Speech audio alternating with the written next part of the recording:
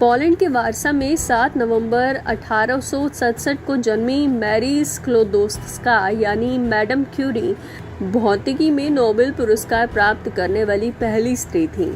उन्हें रसायन विज्ञान में भी नोबेल पुरस्कार मिला है। 2 नोबेल जीतने वाली ये पहली व्यक्ति थीं। वह न सिर्फ अपनी महत्वपूर्ण खोज रेडियो एक्टिविटी के लिए जानी गई, बल्कि इसलिए भी कि उन्होंने वैज्ञानिक पति की मृत्यु के बाद सरकारी पेंशन के बजाय पेरिस विश्वविद्यालय में प्रोफेसर पद पर कार्य करना मंजूर किया।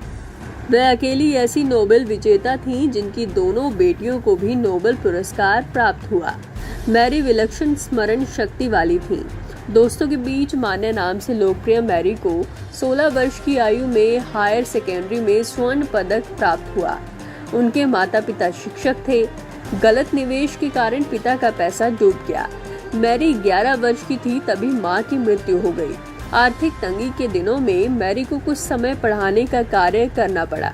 उन्हें घर में गवर्नेस भी बनना पड़ा, जहां जीवन का पहला प्यार हुआ। दुर्भाग्य से यह विफल रहा और मैरी के लिए मानसिक परेशानी का सबब बना।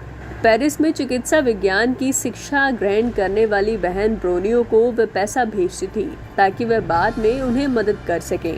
सन 1891 में वह आगे की पढ़ाई करने पेरिस चली गई।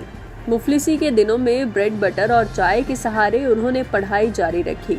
सन 1894 में उन्होंने प्रयोगशाला में काम करना शुरू किया। वैज्ञानिक प्रयोगों के दौरान ही प्रयोगशाला में एक और प्रयोग हुआ। मैरी पियरे से मिली और प्रेम का एक नया अध्याय शुरू हुआ। सन 1895 में प्रेम की परिणति विवाह में हो गई। इस वैज्ञानिक दंपति ने सन 1898 में पोलोनियम की महत्वपूर्ण खोज की। कुछ ही महीने बाद उन्होंने रेडियम की खोज भी की। चिकित्सा विज्ञान और रोगों के उपचार में ये एक महत्वपूर्ण खोज साबित हुई। मैरी क्यूरी ने सन 1903 में पीएचडी पूरी की। सन 1903 में इस दंपति को रेडियो एक्टिविटी की खोज के लिए नोबेल पुरस्कार प्राप्त हुआ। इस वैज्ञानिक स्त्री के लिए मातृत्व भी बेहद प्रेरणादायक अनुभव था। मैरी क्यूरी ने 2 बेटियों को जन्म दिया। सन 1897 में आयरन हुई और 1904 में ईव। मैरी का कहना था कि शोध कार्य एवं घर बच्चों को एक साथ संभालना आसान कार्य नहीं है, लेकिन अपने जुनून को हर स्थिति में जिंदा रखने का उन्होंने प्रण लिया। इसी बीच सड़क दुर्घटना में उनके पति वैज्ञानिक पियरे क्यूरी का निधन हो गया।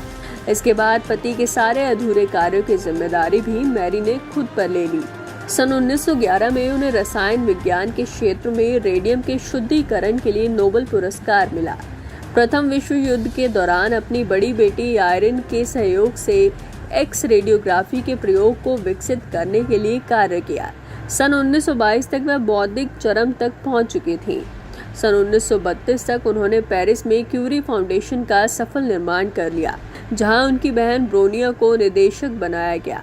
सन 1934 में ही अतिशय रेडिएशन के प्रभाव के कारण मैरी क्यूरी का निधन हो गया। उम्मीद है दोस्तों आपको ये वीडियो काफ़ी पसंद आई होगी। अगर आपको ये वीडियो पसंद आई तो इसे लाइक शेयर भी करें, साथ ही कमेंट कर हमें अपने सुझाव भी दें। और अगर आप इस तरह की और भी इंटरेस्टिंग वीडियोस देखना चाहते हैं तो हमारे चैनल को सब्सक्राइब कर दें और साथ ही बेल आइकन भी दबाएं।